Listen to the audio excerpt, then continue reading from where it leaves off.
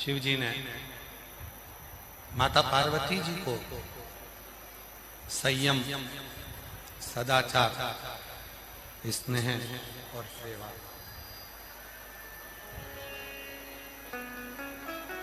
शिव भक्त के भीतर, भगवान शंकर के भक्त के भीतर ये चार गुणों को प्रदान किया। चार गुणों को प्रदान किया। तो कहा संयम, इंद्रियों में अगर करना है तो सबसे पहले अपनी जिह्वा का संयम हो। दूसरा संयम है अपनी निगाह का, नेत्रों का। तीसरा संयम है अपनी श्रवण शक्ति का। इन कानों से कुछ मत गलत। पहला सरोता, दूसरा सोता और तीसरा श्रोता, कथा को सुनने वाला। उसके मन में कोई गलत भाव नहीं आता, गलत विचार नहीं आता, गलत सोच नहीं आती, गलत दृष्टि नहीं आती।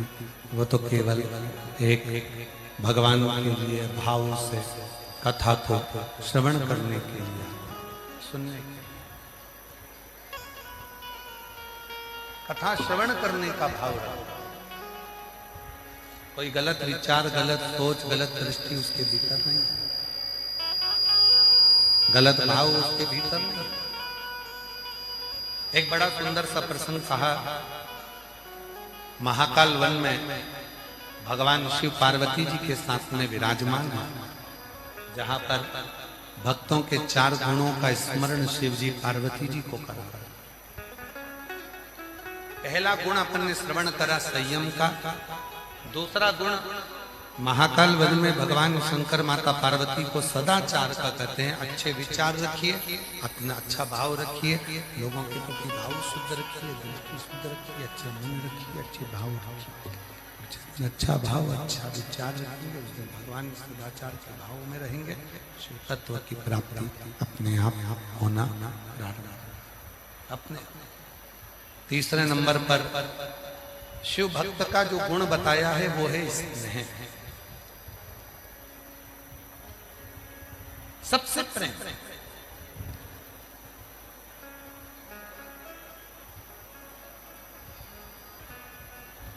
तीसरे नंबर पर है स्नेह, प्रेम। और जब शिव महापुराण की कथा कहती है, भगवान शंकर का चरित्र कहता है, शिव तत्व कहता है, हम सभी को प्रेम देना प्रारंभ करें, स्नेह देना प्रारंभ करें, खुशियां देना प्रारंभ करें। अपने आप को खुशियां, प्रेम, स्नेह हमको आपको मिलना प्रारंभ हो जाता है। आपको हमको अपने आप में मिलना प्रारंभ। देखो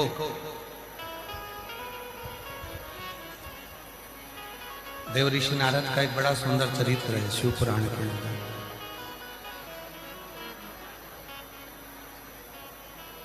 कामदेव पर भगवान शंकर ने विजय प्राप्त नहीं की, क्योंकि वो रिश्तेदार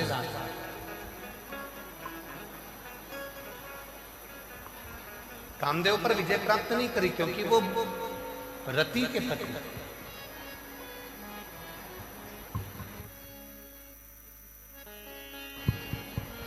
क्योंकि वो रति के पति। पर देव ऋषि नारद ने कामदेव पर विजय प्राप्त कर लिया।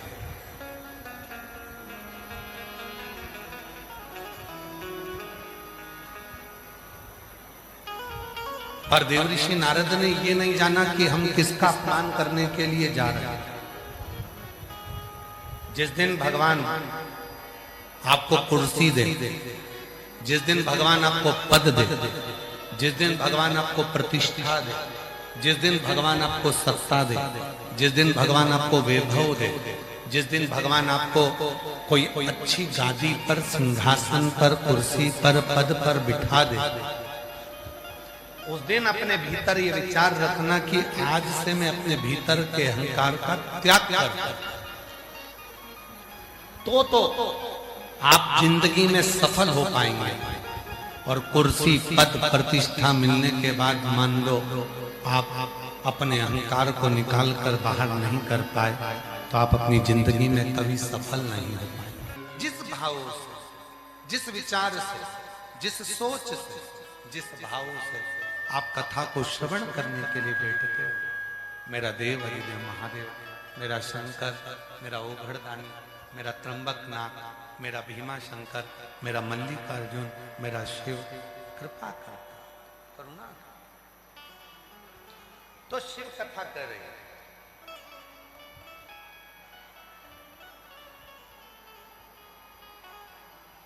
स्नेह,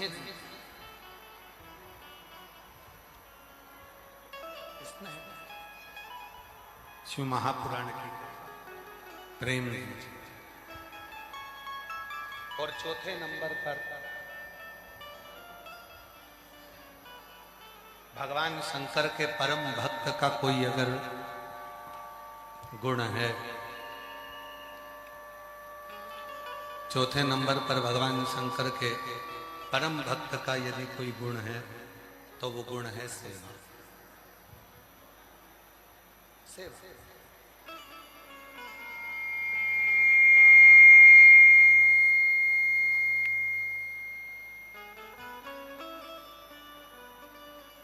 कितने लोग हैं जो शिव जी के मंदिर में रोज जल चढ़ाने जाते हैं? जरा हाथ उठाओ तो। जाते हो? रखो। प्रणाम, आपके चरणों को नमन, दंडवत।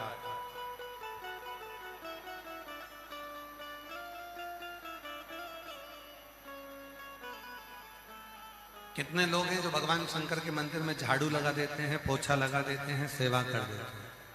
प्रणाम, नमन। अब जरा कथा पर जाइए।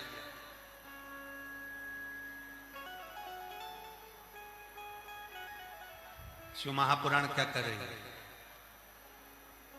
महाकाल वन में विराजमान भगवान शिव पार्वती जी से कहते हैं, पार्वती, मेरे भक्त के 4 गुण हैं और उन 4 गुणों में एक गुण है सेवा का गुण।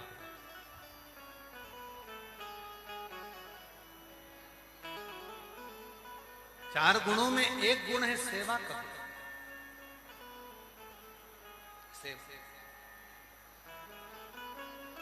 कथा में आए हो, आप लोगों से निवेदन किया, भूखे को भोजन और प्यासे को पानी, जय बाबा बर्फानी। हम किसी को पानी पिला रहे हैं, मुख झूठा करा रहे हैं, भोजन करा रहे हैं, टॉफी खिला दी, बिस्कुट खिला दिया, कुछ ना कुछ उनको खाने को दिया, मुख झूठा करा दिया, ये भी एक सेवा, ये भी एक सेवा। कोई बुजुर्ग है, बहुत बीमार है, उसको पकड़कर उसके इलाज करवा दिया, ये भी सेवा।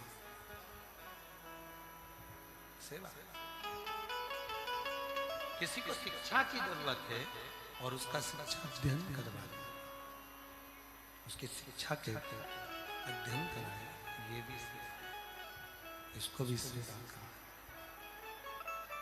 इसको भी सेवा कहा महाराज।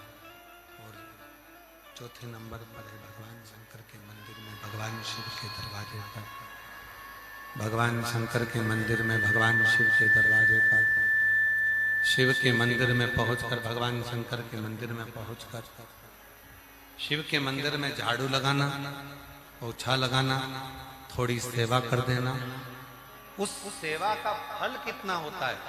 स्वयं शिव जी बोल रहे हैं, पार्वती,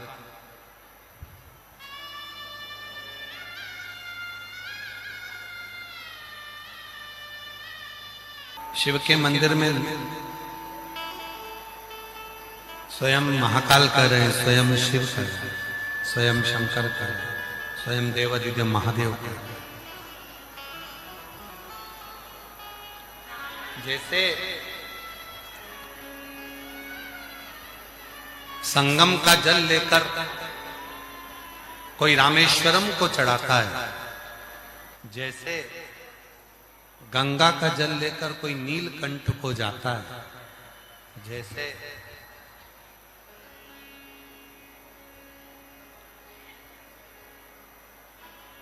गोदावरी का जल लेकर त्र्यंबक को चढ़ाता है, जैसे कोई चिट्टा का जल लेकर महाकाल को समर्पित करता है, जैसे नर्मदा का जल लेकर ओमकारेश्वर को समर्पित करता है। हे पार्वती, उसी तरह हे जगत जननी जगदम्बा पार्वती, उसी तरह जब कोई मनुष्य अपने घर से जल लेकर मेरे मंदिर तक, मेरे शिवालय तक आता है,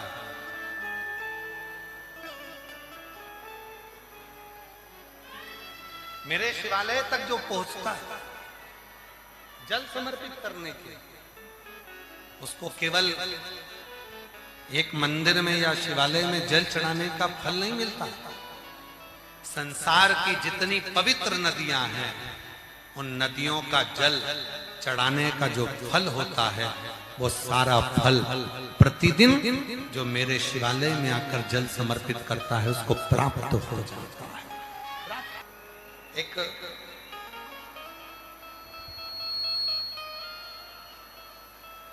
मोक्षा नाम की एक कन्या थी।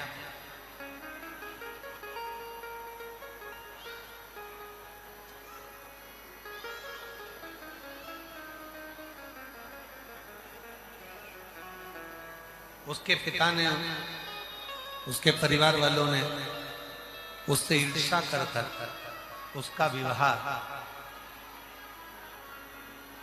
शरीर के रोगी एक व्यक्ति से कर दिया। पार्वती, मोक्षा को मालूम नहीं कि मेरे सौतेली माँ ने, मेरे पिता ने, मेरी माँ ने मेरा विवाह ऐसे पुरुष से करा है जिसके शरीर में रोग ही रोग है।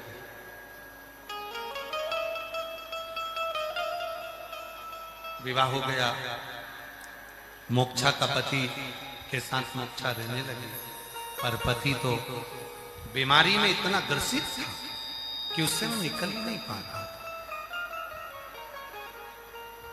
एक दिन मोक्षा, पार्वती, एक दिन मोक्षा भ्रमण करते करते, जब पृथ्वी पर चलते चलते चलते चलते भ्रमण करते करते अपने पति के लिए औषधि लेने के लिए गई थी, और वन में घूमते घूमते उसको तुमरुका जी का दर्शन हो गया। महाराज, कल कथा में कहा था कि केवल शंकर के भक्त का भी अगर दर्शन हो जाए और शिव का भक्त अगर निगाह उठाकर भी देख ले, तो समझ लेना कि आधे से ज्यादा दुख, आधे से ज्यादा तकलीफ तो उसके दर्शन से ही समाप्त हो।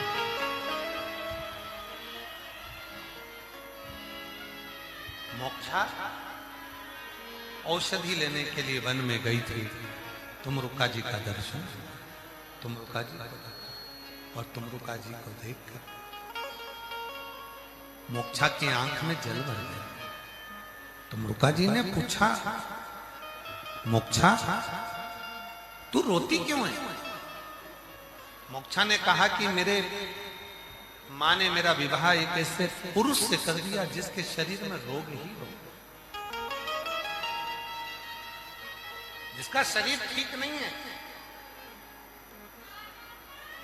उसके शरीर में रोग ही रोग।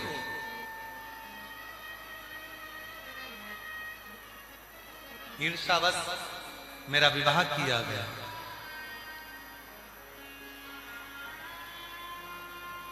मेरे भाग्य में क्या यही लिखा था? तुमरुका जी ने कहा, सुनो मोक्षा, भाग्य लिखना विधाता का काम है, देवता का काम है तुम्हारे भाग्य को लिखना, पर उस भाग्य को बदलने की अगर कोई जवाबदारी रखता है, भाग्य पलटने की अगर कोई बात रखता है, तो केवल एक देव अधिदेव महादेव ही रखता है। इस किस्मत लिखना, किस्मत लिखने वाला कोई और हो सकता है, पर किस्मत को पलटने वाला, किस्मत को बनाने वाला और किस्मत को बदलने वाला यदि कोई होगा तो केवल एक देव, अधिदेव महादेव, केवल एक